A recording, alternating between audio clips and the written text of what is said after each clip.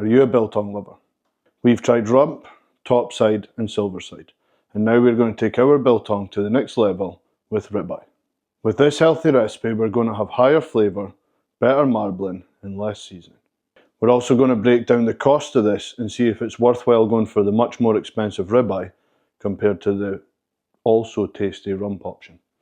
We will also show you as well how the protein almost doubles per weight serving once you dehydrate it and remove a lot of the liquid from the meat.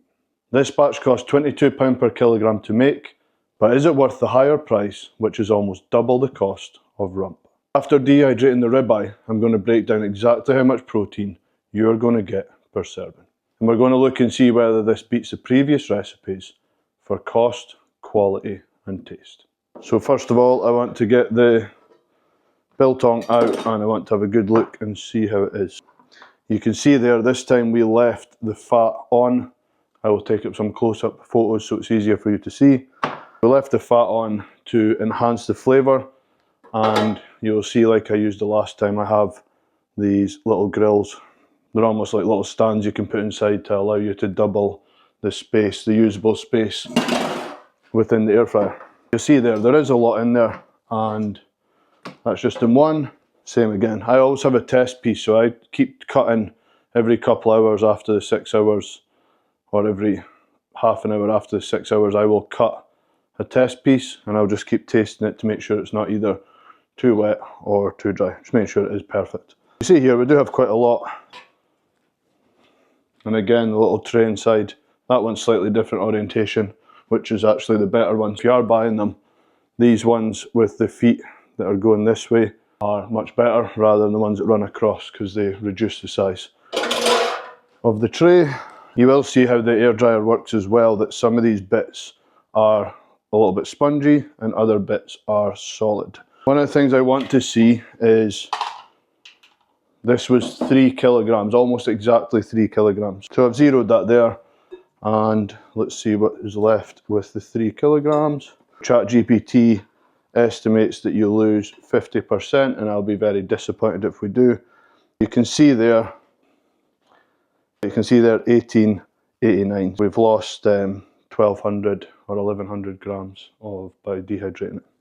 What I want to do now is I just want to do a couple of test cuts and see how it looks. Because I'm not very good at sharpening knives, I have this little device here, which is the world's sharpest knife sharpener.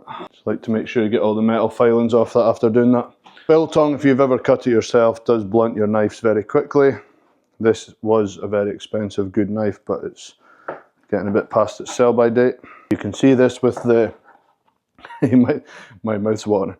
You can see this with the ribeye, that because we've left a lot of the fat on it, we've done that on purpose. It's very greasy, and because of the really nice creamy buttery flavour in the fat, you can feel it actually around all of the meat, and it's transferred everywhere.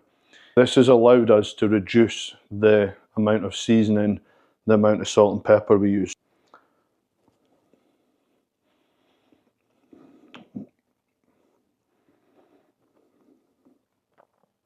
That is absolutely delicious.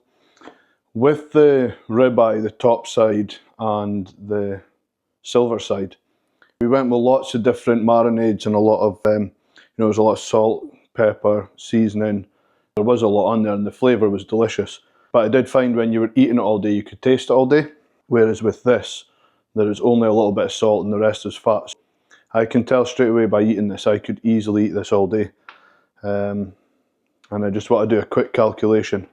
So yeah, I was doing a calculation on ChatGPT there. So if you had 1900 grams of this and you cut into 100 gram servings and just put them in little bags, or I generally store it in little glass trays like that, little dishes. If you have 1900 grams and you cut in all these different 100 gram servings, and you will get 38 gram of protein per 100 grams, which should be more than enough if you're at work or you're traveling. And the only problem with the ribeye, although it's very tasty and you don't need as much seasoning on it, you're going to be £3.49 per serving, I think it works out.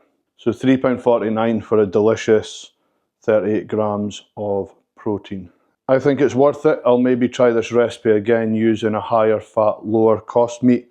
If that was the ribeye that we used, that would have been £1.70 per serving, so big difference. I'm going to put more data as an overlay on the screen, let you read it.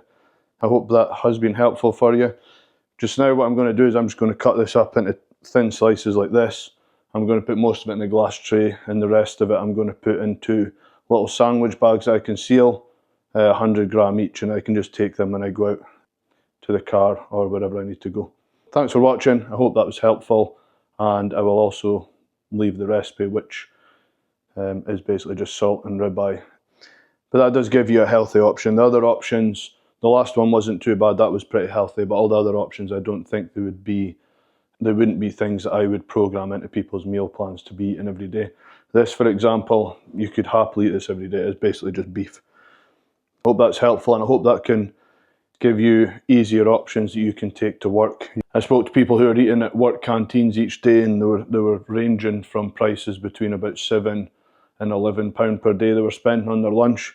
Even this at Ribeye, which is the more expensive option than what we've made, if you had to pay £3.49 for your 38 gram of protein, and you had some bananas or some oats or something you take with you as well, overnight oats or something like that, it's actually still probably saving you a lot of money.